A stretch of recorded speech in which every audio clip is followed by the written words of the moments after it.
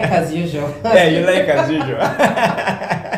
Why do you like? What is so special about as usual? Because no, you never usually say as usual. Hey. So the moment you say as usual, it means that I am constantly present for the recording. Of course, you've not been absent ever since we launched. Well, I have, but good. Thank you, Adrian. Good evening, viewers. It's always good to be here, and it's a pleasure. Sure. So we are looking at diversity and inclusion in leadership.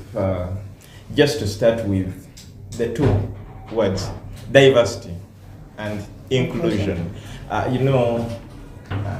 UBRA has just completed a conference where they were discussing inclusion in pension, and I realized that now inclusion is coming out. You see very many activists are saying there should be equality, there should be inclusion, and incorporating the disabled, incorporating the women, they are looking for inclusion. So the way you say women is very concerning. You say the women, I'm very concerned about the way you have described women.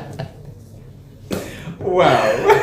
But just to start you off, diversity and inclusion is a word that has been used a lot lately, yes. Especially in the western part of the country, rather of the world, because it's when something comes as a good movement, and then it's plagiarized or something happens to it along the way, and it's adulterated is the word that I'm looking for. It's actually adulterated. So in its intrinsic nature, or the very essence of diversity, diversity is about representation, especially when it comes to leadership. When you look at leadership in a workplace, you're looking about representation of all the interest groups, both the marginalized and those who are not necessarily marginalized. Originally, it would include women. We know as a country, before the 1995 Constitution, it was rare to see women at the leadership, at the helm of leadership. And so you began to see the introduction of the woman MP, women representation in the local councils, and some boards have that you have to appoint this number of people and 2 of them have to be women. The whole idea is that to bring women, I think what the Constitution came up with was equality for all. And they were trying to promote the idea that women and children had been marginalized until the 1995 Constitution. And so when they come up with the idea of adding women, they are saying we are diversifying what it's already known, what the world knows as leadership, and perhaps the different aspects of the community. Because even then you saw the 1.8 that was added to campus. Yeah. So why 1.5? 1.5. I had the benefit. 1.5. Hey. Of course, I don't think, has it been scrapped now? No, it is still on. Yeah, of course. For girls. It is still. At this point in time, you must ask yourself, is it still a necessary thing? Knowing that so many women now are educated, have gone to the forefront. Now, of course, there's an argument that depending on the population, that may not necessarily be true. But I think you have more women in positions or have been given a better start and ability to go forward. So diversity in its intrinsic nature or itself is saying that there's representation of every group. So whether it's women, whether it's disabled people, is that the correct term? Nowadays you have to be politically correct. Exactly. Yeah, I'm sure there's a word. I hope that's the word. People living with disability. It is, yes, the correct term. These days you have to be careful with the words that you use. You have to, men also included, and I'm not going to the other one which the Western world likes to promote. But that is the representation. Inclusion is about having the voice of all these different groups heard, and they're all contributing to making the decision. They come up with ideas that are valued by the leadership, and the leadership in making the final decision has taken into account all the different interest groups, all their decisions, how they would be affected, their culture, where they're coming from, and therefore making a decision. So it says that the decision is inclusive because it's not made by men alone, not by women alone, not by the disadvantaged or marginalized or disabled people alone. It says that everybody, in fact even religion these days is also known as a place of diversity. Okay. When people hire people for their different places of work, I once made a proposal to people and they asked for diversity. I said we hire different religions. That was my only role I had in terms of diversity. But that's what diversity and inclusion is. Okay, so when you talk about inclusion, you reminded me, what is that the Constitution has somewhere where they talk about the rights of women, specifically women. Is it part of the inclusion you're talking about? That they should be considered and given an eye? Yes, it is. In consideration? Yes, it is, and both inclusion and diversity. You see, Uganda, at the beginning of the war, you realize that many men went to war and they suffered and died. Women stayed behind. But there was also the scourge of AIDS and HIV that entered into the country. So there was a lot of death and children born with the virus. And so over time, you saw that because women naturally stayed at home and took care of children, they didn't have an opportunity to study. Worse still, the cultures at the time ensured that women stayed at home. So sometimes people go to school, and by the time they hit secondary school, they were told now divest into or go into sewing, go into cooking. This is why I think Gayaza High School was also made at the beginning. Those schools were made to give women those particular skills that they thought they would need to be good wives. So women were trained to be good wives. They were never trained to lead. They were never trained to be in the marketplace. You could not find them in the beginning. As I read a lot of history of Uganda, and specifically people's biographies, I like Dr. Martin Andike's biography, because it gives you a picture of what Uganda was like in the 50s, 60s, and coming up. You would see that majority of the people were actually men, and they had access to higher education. So as far as Makerere College at that day, which was almost equivalent to the university itself.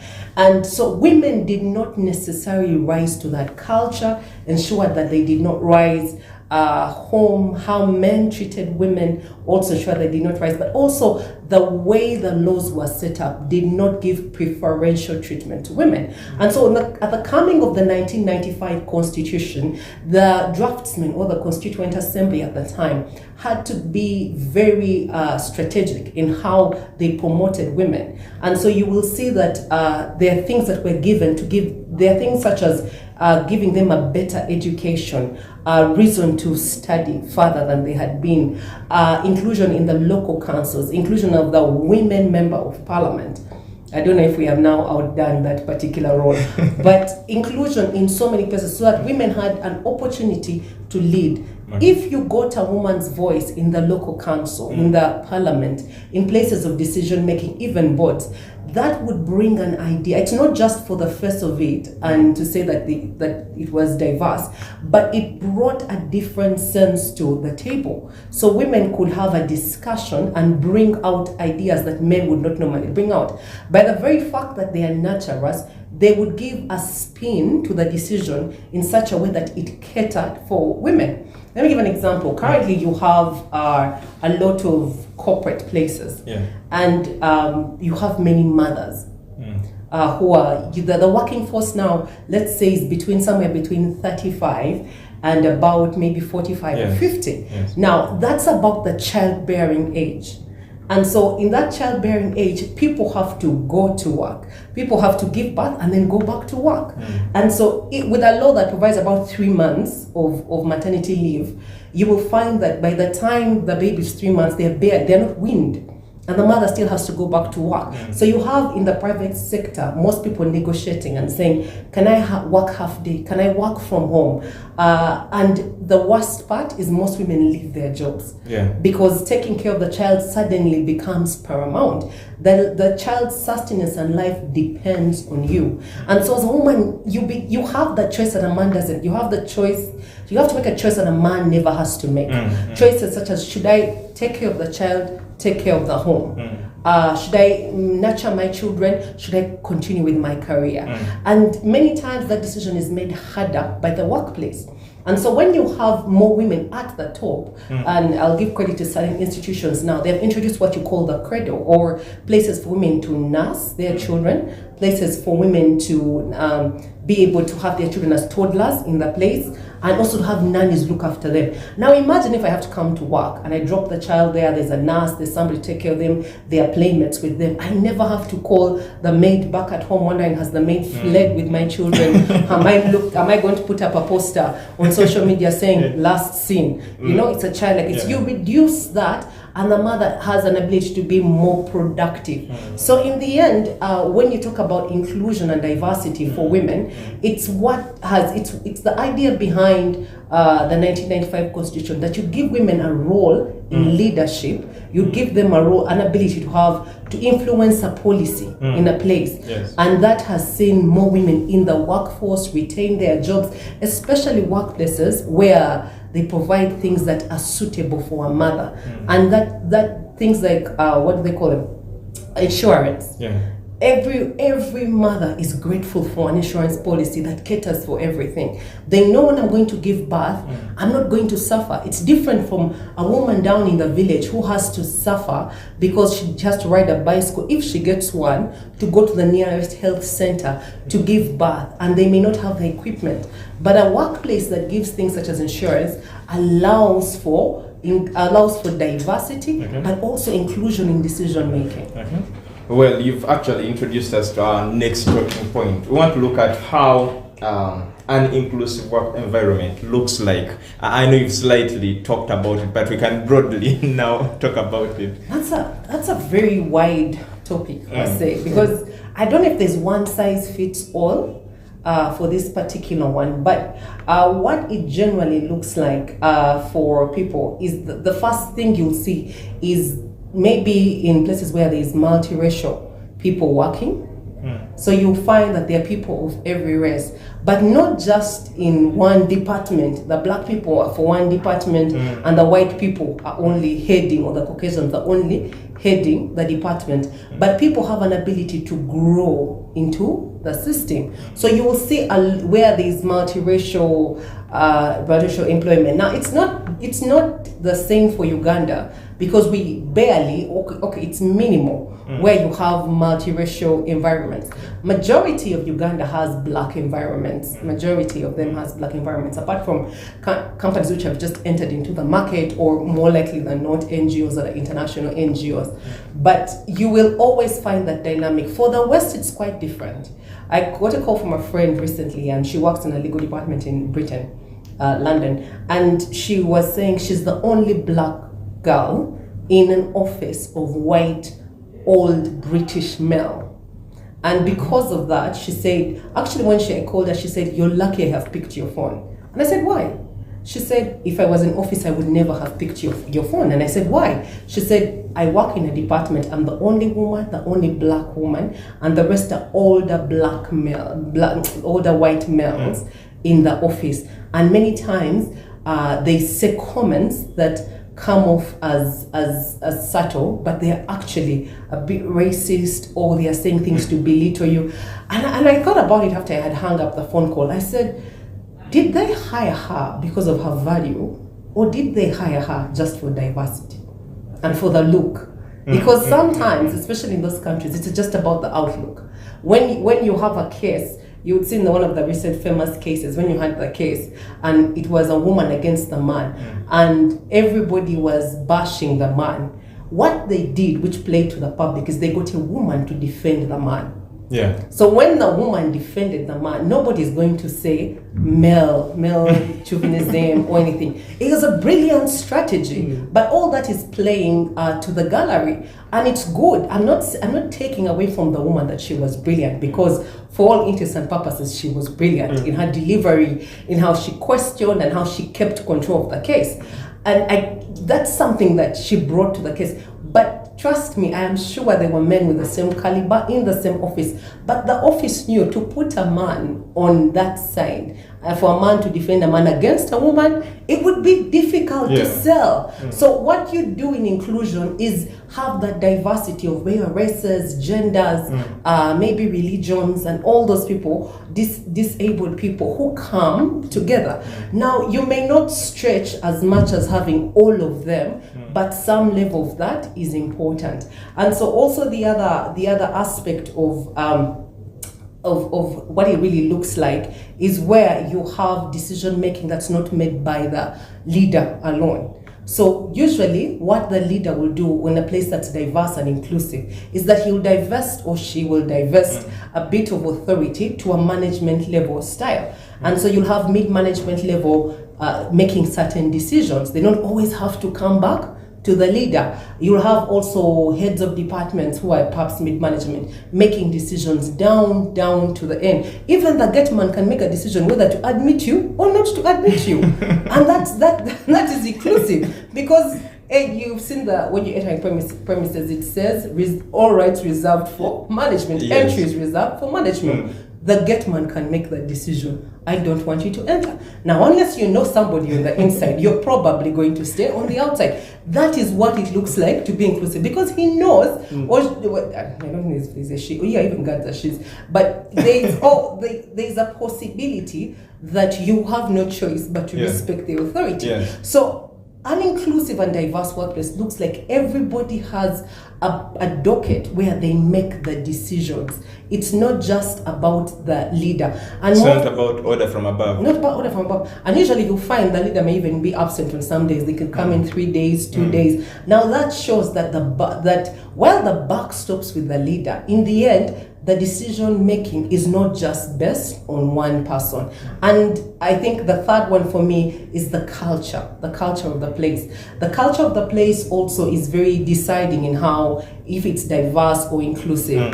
There's a place I knew of where as much as people had different races in the place, when you come into a country, you don't know the local language of the country.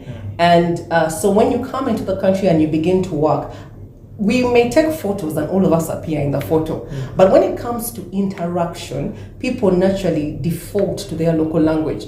And the culture inside there was, every time these people defaulted to their local language, it meant that they are talking about the other race. And it's a difficult thing to look at. But what the lack of addressing of that culture showed that it's not necessarily inclusive.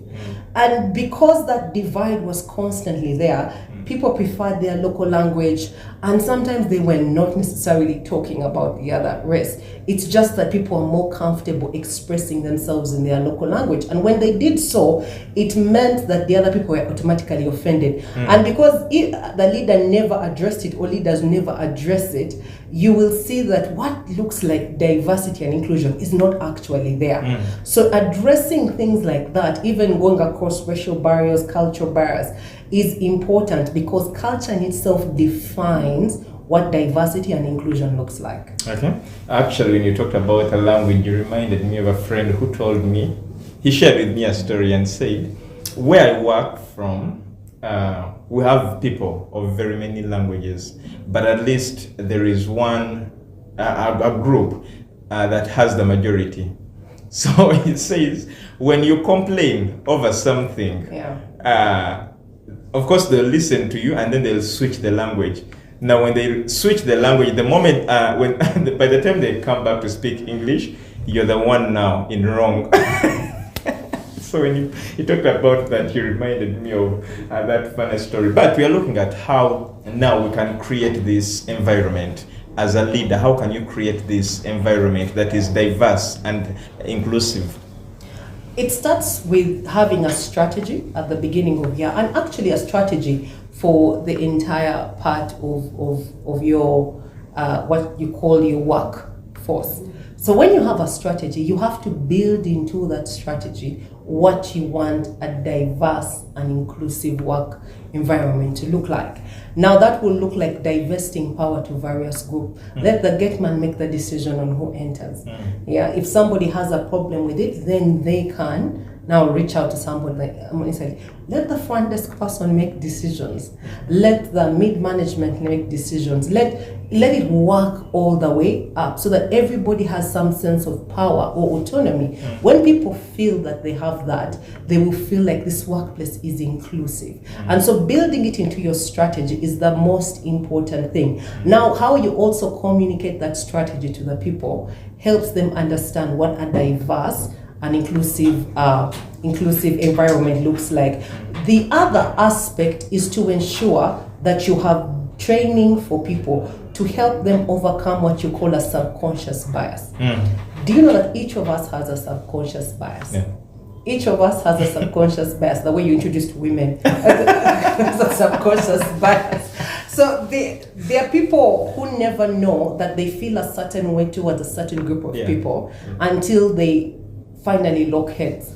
I was at one of the biggest malls in Kampala at some point in time, and there was an old lady that had driven in. So I was trying to enter, and then there was a car right ahead of me, and the old lady bypassed me and went behind that car. And then I saw a bit of a scuffle, and then the other car entered, and the old lady got out of her car, left the car, followed those people. So I figured something is going on. It's not just that she has bypassed me. And so when I walked into the place, I found that the old lady had followed our Caucasian family, and she was complaining they had knocked her and they had driven off, and a scuffle unfolded at that part. Now, I didn't want to get involved, but when one of the younger Caucasian ladies slapped the older lady, oh no, I jumped right in and reminded them, this is our country.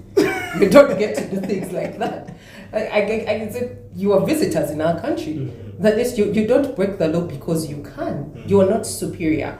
So at first they thought I was going to support them because I was able to speak English, and then they realized I wasn't going to support them. But what amused me is that now, of course, borders came through. The place became chaotic until the police got involved and diffused the situation.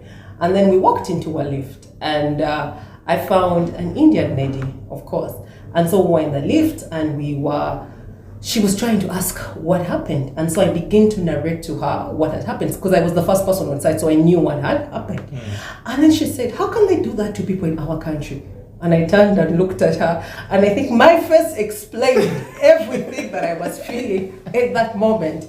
Because in my understanding, when you say Uganda, I only consider Uganda as a certain caliber of people. And then there are people who have been born here, people who have perhaps who acquired citizenship over time. And by that very nature, they are Ugandans regardless of their skin color. But you see, you never know that you have those subconscious biases until you are confronted with a situation where you have to bring it out. And so training people, especially your employees, to ensure that they know what those subconscious biases are, what diversity looks like, what empathy looks like. How do you respond to people with empathy? Many times as a leader, it's hard to respond with empathy because you're thinking about the goals that you need to achieve, the organization way forward, and all these different things. And you also have your own personal life. And you feel that if I can shelve my problems, everybody else should shelve their problems. But that's not life. The reality of life is that we have people are people and they're human. And so dealing with empathy and ensuring that all your workers deal with empathy is extremely important. And so training is important. Then I think the recruitment process, you always have to watch the recruitment process, because when you're recruiting, I think some people have written this into the law especially, they will always say, this is a board, but there should be this number of women on the board. When you're doing the LCs, there has to be a women representative, but there has to be a certain number of women on the LC level. So as you're also recruiting, have a consciousness about what do my current staff look like? How can I make it more diverse? And so in my recruitment process, I need to be looking out, sadly, for I need more women, or I need more men, or I need to have a certain group of people, maybe religion. And I'm not saying take away from your skill, take away from competence, take away from experience.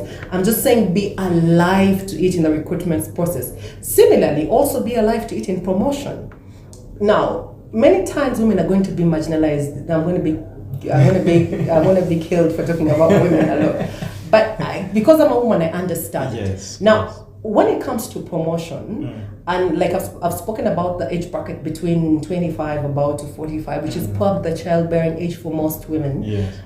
Women will take what you call maternity leave. They will take leave. They will have certain sick days, maybe because of the time of the month. They are going to be out of office. If you interpret that as lack of productivity or as a way that dampens the workplace, you are doing a disservice to the women. Recently, there was a news story about increasing maternity leave for women to 6 months. I was very skeptical. And so I got into my status and I said, I'm a bit skeptical about this. Not because I don't think it's a good idea. I just said, who will pay the latter 3 months? Employees are only mandated to pay the employers are mandated to pay the first 3. I'm not sure about the law. What I wanted the law to decide is who pays the next 3 months. Because in more refined or other jurisdictions, you will find that some people give 6 months, and then you have an allowable room to take 6 more months that are either paid for by government, rather an extra 3, then the last 3 or so are you can take unpaid leave. But government comes in to shelve what the employer cannot take. And as that law came out, I was a bit apprehensive. I said, the problem with this law is unless government steps in, look at it from a leader or an employer's position. I'm paying you for 6 months out of office. I'm also paying your temp who is standing in for you. Or in case I have also increased the workload of other people in the office. So I said the danger with that is you're going to have less people employing women. And when you have less people employing women, you're going to create an imbalance. And so before you make these laws, be alive to the fact that private practice may not be able to shelve that burden at this point. How can government come in to shelve that burden? And a few mothers attacked me on my status, and I decided I'm not going to argue with emotion, because I did not think it was an emotional discussion. I was more worried about the implications of what it took. And so when you're looking at recruitment and promotion and all these other things, you also need to find a way to ensure that you are not marginalizing one group. I think the last, even before, is to establish employee resource groups. Now, more likely than not, people can't speak out on their own in the workplace. And so having those brackets of people who have the same interests, give them an opportunity to create support networks, to use those groups to advocate for the different things that they want, use those groups to have dialogue. Now, that's a form of creating a diverse and an inclusive environment. Wow, thank you so much. And now that you've explained it very well, no more women will attack you. Well, we are taking a short commercial break, but when we return, we are continuing with that discussion. Stick with us.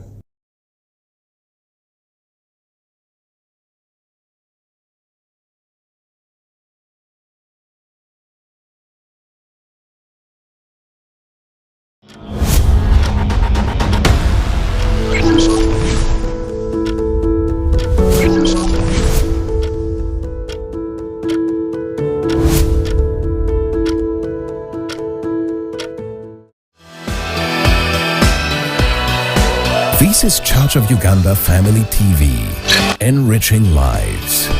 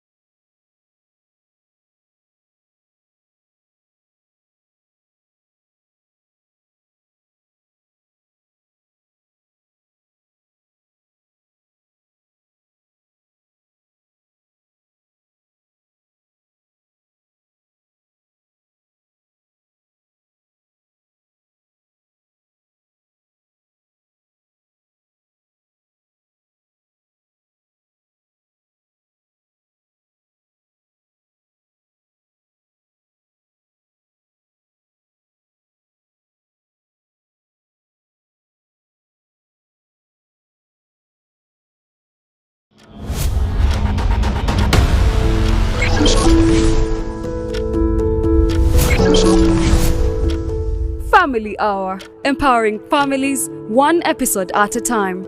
Together, we build strong, healthy, and thriving families with our daily dose of inspiration and expert insights on topics that matter, like education and career growth. Education deals with the minds of our younger children. We want to see all in schools. Family health. Well, the public is advised to follow the Ministry of Health guidelines. Finance and wealth. As the government, as a parliament, we can plug those gaps so that the money that we collect from the wananchi give value to the wananchi. Leadership and governance. Leadership, I think, requires unity, people being united to accomplish an objective. Not forgetting parenting. For those of us that have children, depending on the level of intimacy, I think it's important to show your children the type of relationship you have. Catch more of this every Monday to Friday at 9 p.m.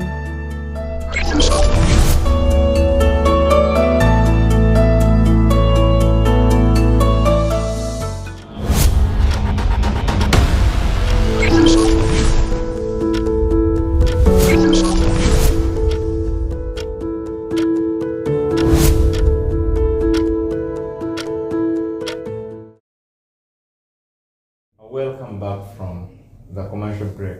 We are continuing with our discussion on diversity and inclusion, especially you as a leader, why it is really important that you create a diverse and inclusive environment, because in the end, it is the way to go. If I can put it like that, it is the way to go. It's only unfortunate that Ugandans are slow to embrace. You know, sometimes we will look at adverts, newspapers, and then they put their NB.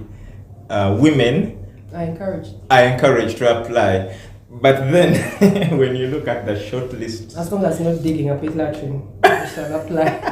when you look at the short lists, you realize that they would maybe shortlist around 2 women or 3 out of the 70, and I believe sometimes this is put to show that they literally embrace diversity and inclusion, but in a sense it is not. Or sometimes we look at some adverts, because maybe the Ministry of Gender is creating that pressure, so they advertise and they say even people living with disabilities can apply.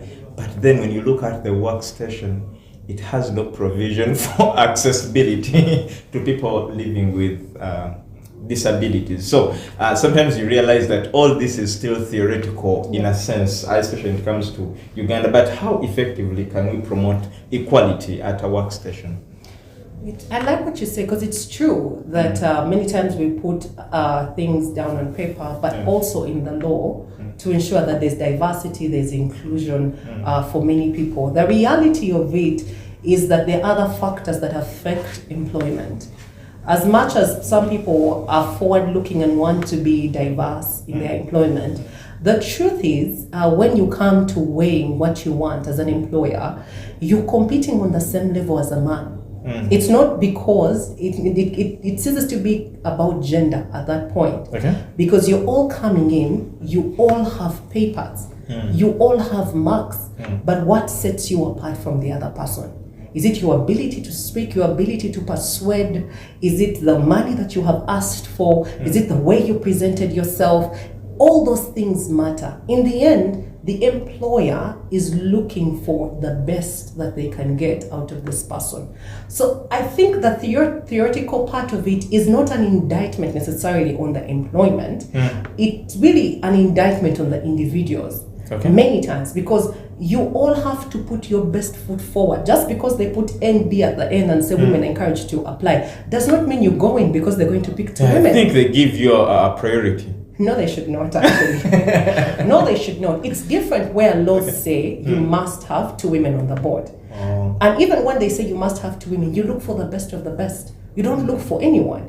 I was recently recommended to serve on a particular board, and it the way it was stated, it was directed towards a woman. A woman, lawyer, young lady from a certain part of this country, all that. Now, I was very inquisitive when that provision actually came. I began to ask a lot of questions, and I realized I made people uncomfortable with my questions. But what I did see is that in the end, they did a very high screening process. Now, the screening process involved going as far back as my life, my career, and different things.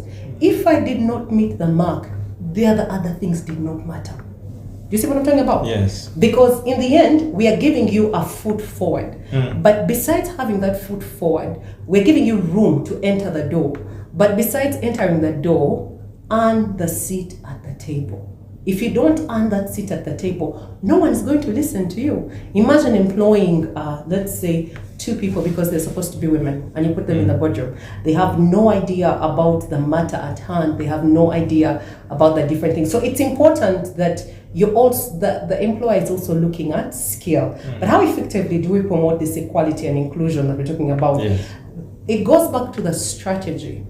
If you put it in your strategy as an employer, as a leader, and ensure that you inculcate it and communicate it to the different people, you will enable them begin to work towards that strategy. And so my strategy may have things such as we should have 50% of women, 50% of men.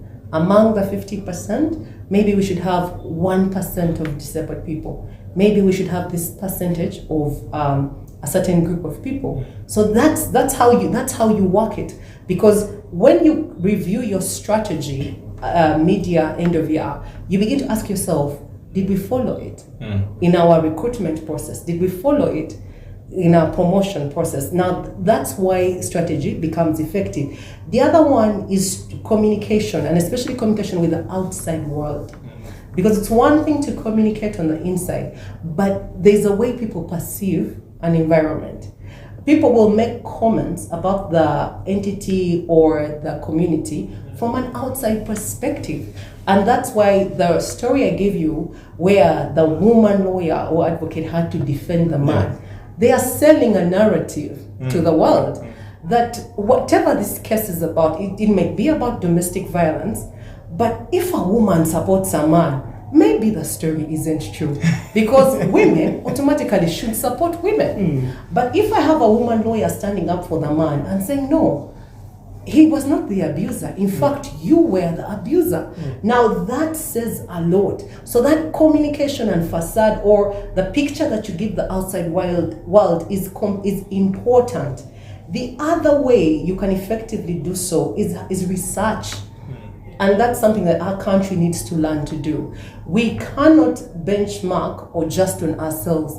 Benchmark on perhaps entities or corporates that are within your perhaps pedigree, or in the countries, rest of East African countries, what does it look like for women to work in the beverage industry, for women to work in the corporate, for women on boards, for women on these other things?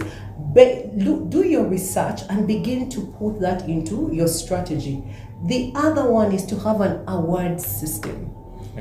Especially, I found that human beings are stimulated by awards. All of us are stimulated by awards.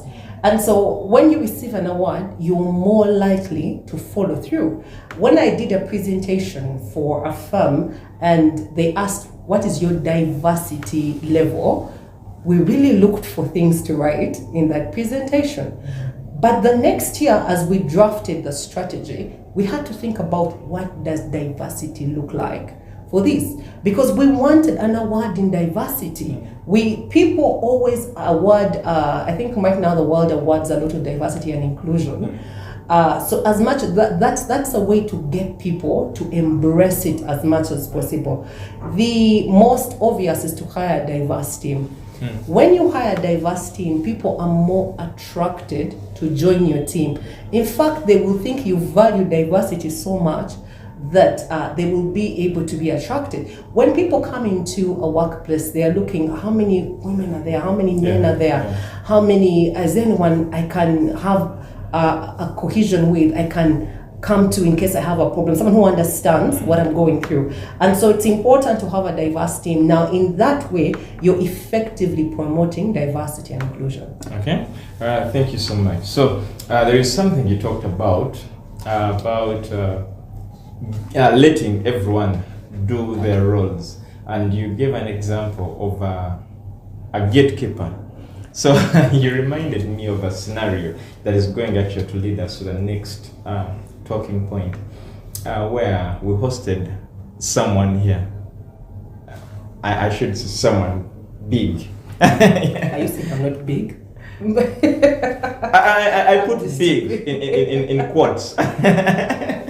So when the person comes, at the entrance, at the main entrance of the building, they ask for their ID. And they refused. So the person says, I have my ID, it is here, but I'm not leaving it with you. So they said, but the order is, you leave your ID here, we give you a security card that you enter with. He says, I don't leave my ID with, actually he said, I don't leave my ID with gatekeepers. Now this guy said, then you will not access the building. So this person now calls after some time, accusing them of stopping him from accessing the building. So the guy said, if he didn't have the ID, we would find ways of sorting out the issue. But he has the ID, he's not willing to leave us with the ID. What is his intention?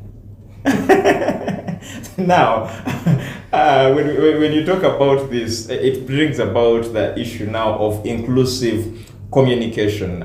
So how can a leader create that inclusive communication where everyone's voice is heard and everyone takes up their role and effectively execute it without compromise? The first thing a leader needs to watch is the culture, especially when you are given leadership and you did not rise through the ranks in that particular area.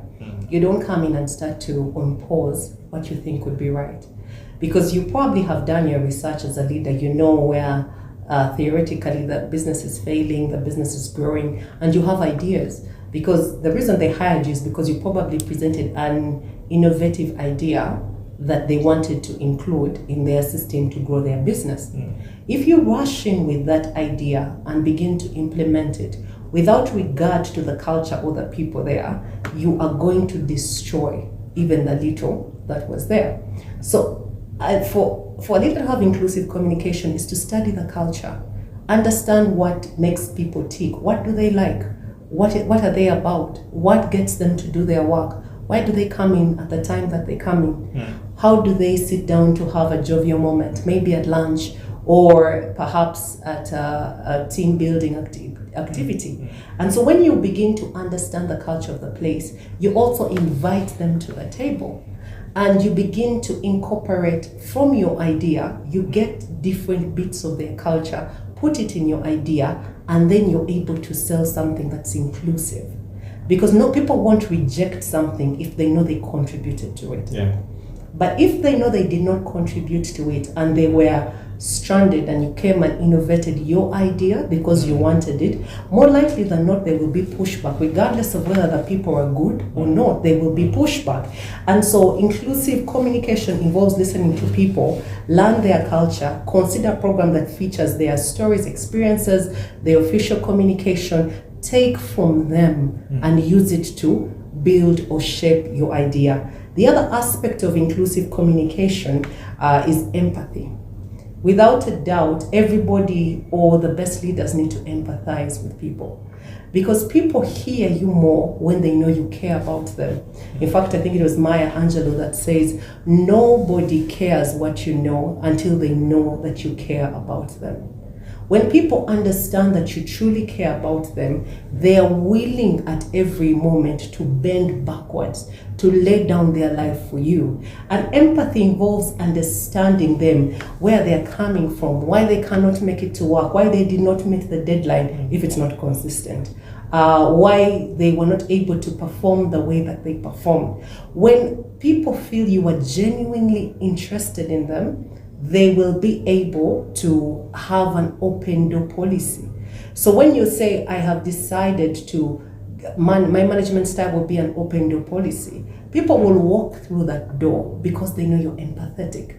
But if they know that you are very strict and judgmental and perhaps you are goal-oriented without caring about the process or the people, even if you open and say, I have an open door policy, nobody will come through that door. And so if you want to have inclusive communication, empathy should be the bedrock for which you actually lead by. The other is empowerment. Leaders are role models. Everybody looks up to a leader, whether they are terrible or whether they are good. Everyone looks up to a certain leader. I mean, there are leaders in this country where I just wonder why everybody looks up to them. But the fact that you have earned a place for people to be drawn to you, for you to influence a certain part, you've got to give credit to that person. You can't take it away from them. And because you are a role model, as much as possible, inclusive communication or being effective in it will involve empowering that leader. You empower that leader through coaching, through mentorship, through guidance, so that they are able to talk to people in a way that matters. People assume because they have risen to the place of leadership, nobody can tell me what to do. In fact, that's a leader to fear. The one who thinks they are the sum total of everything, and their opinion alone matters. And so what you do is you empower the leader, but you also cite different leaders along the bracket and you empower them. You coach them, you guide them, you mentor them, you show them what it looks like to have inclusive communication. Draw from people's values, draw from people's ideas, and ensure that you are giving them a result that resonates with their hearts, but also resonates with the organization. Okay, thank you so much for that enlightenment. So, as we draw closer to the end of this discussion, my last question would be, what do people who have not embraced diversity and inclusion miss out in their environment? The first one is the high revenue growth, because people who are diverse, they will never have a blind side. I have a team of people and we were taking a break yesterday and we were giving thanks for how far we have come. But the one thing I said to them, I am so thankful for you as a leadership team, because where I lack, you make up. Where I am weak, you are strong. And a leader needs to recognize that there are aspects of people that present as strengths that you need to use to cover up your challenges and your weaknesses. If you recognize that and you harness all that, you begin to get returns and revenue growth in a way that you not anticipate. Why? Because you don't have all the knowledge and wisdom that you need to build the kind of entity and business, or even a corporate entity, in a way that that you want, that you desire. You may have majority of what it takes, but I guarantee you, because you're human, the weaknesses will also be there. And so recognizing that I perhaps don't manage people well, you need to get somebody who does. When you recognize that I am not good at accounting and I am not faithful with money, you need to get somebody who can actually manage finances. When you realize that I am not meticulous, I can't go through the numbers as meticulously as I want to, I cannot interpret the numbers. So you need somebody who is an accountant, who can go through the numbers and tell you the dots that are missing. I don't run a circle, but I'm a treasurer of a circle. Not the best position I've ever had. But after the first month of second month, I think, of trying to balance accounts, I gave up. I said, I can't do this. But I had a friend who could. And so I enlisted her help. And when she gave me 0.00, I said, that doesn't make sense to me, but thank you, communicate it the way you want. Because I realized it's not my strength. And for me to insist on it is actually not feasible or viable. The other one, as much as possible, is that you'll have greater readiness to innovate. People will be so innovative because they recognize that they have their voice matters.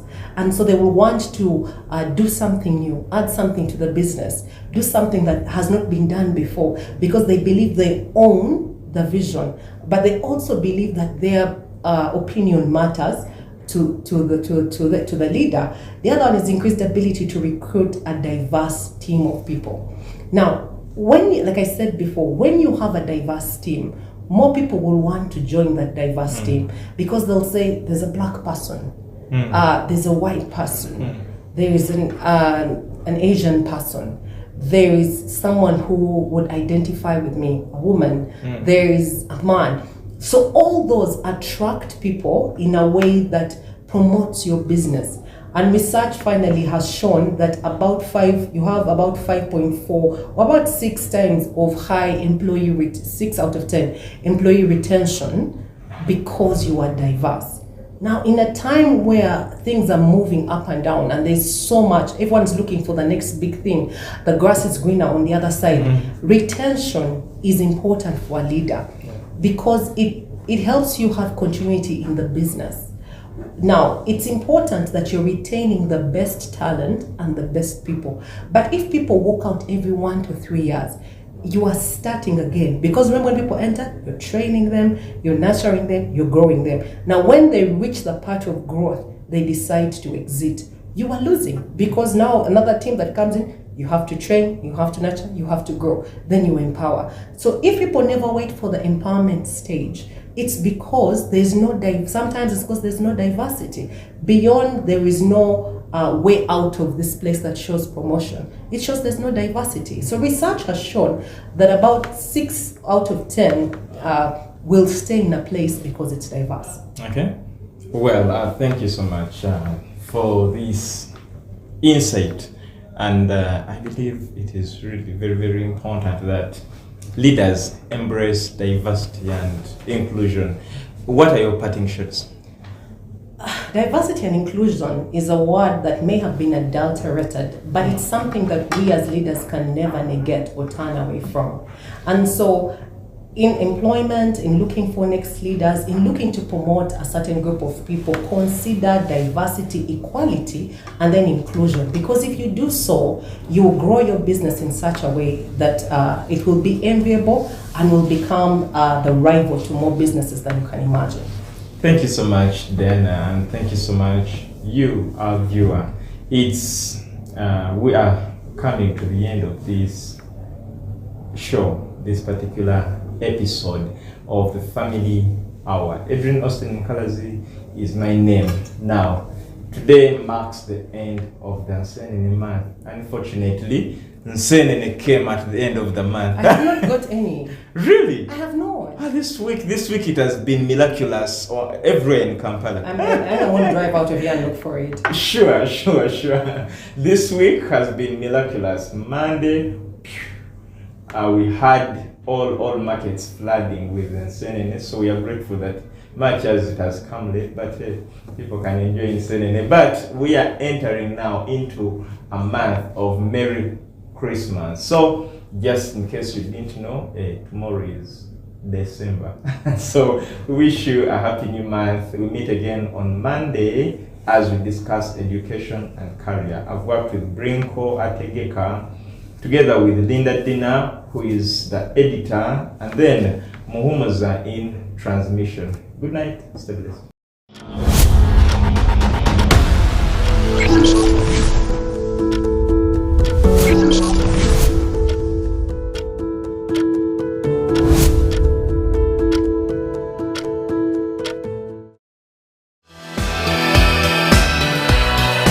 This is Church of Uganda Family TV, enriching lives.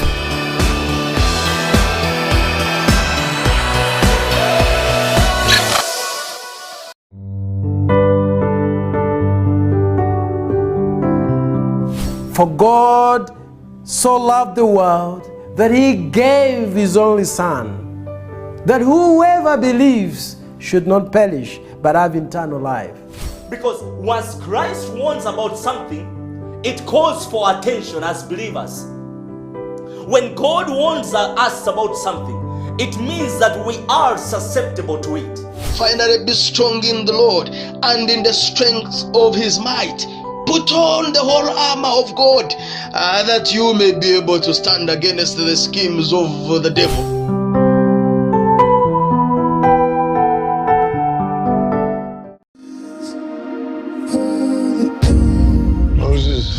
Ramesses, you grew up together, close as brothers.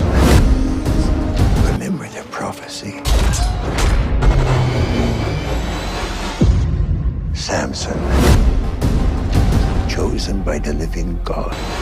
You dare to defy me? Let the furnace be heated sevenfold. Bind them and cast them into the fire.